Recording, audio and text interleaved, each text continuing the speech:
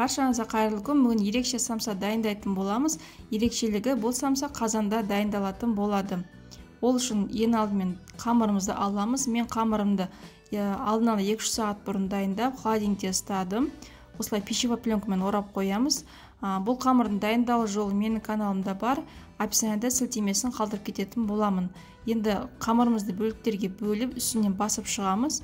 Мінекей осындай қатпарлы болып шығады.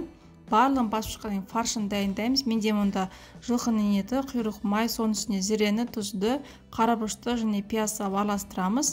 Енді қамырымызға аздап ұн сеуіп жаямыз. Тым жұқа қылып жаймаңыздар.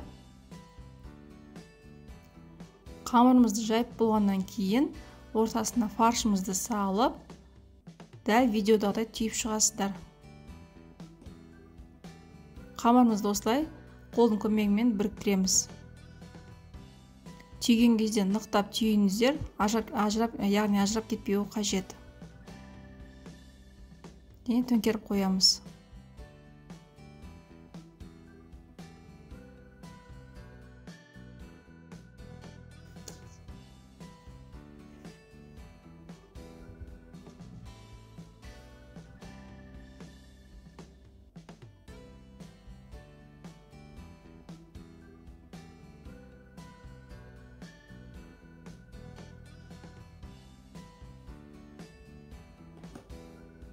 Міне самсамыздың бәрін түйіп шықтық.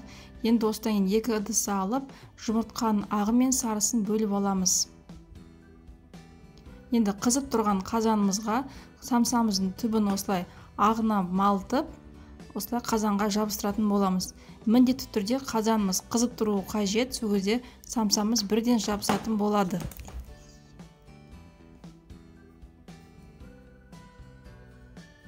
Дәл осылай самсамыздың барлығын жабыстырып шығамыз. Енді жұмыртқаның сарысын аламыз да самсамыздың бетіне жағамыз. Жағып болғаннан кейін мен бетіне кунжутты жабыстырдым. Менде кунжут ақ пен қара кунжут аралас. Қазанымыздың қақпағын жауып, жай отта 30-40-қа қойып қоямыз.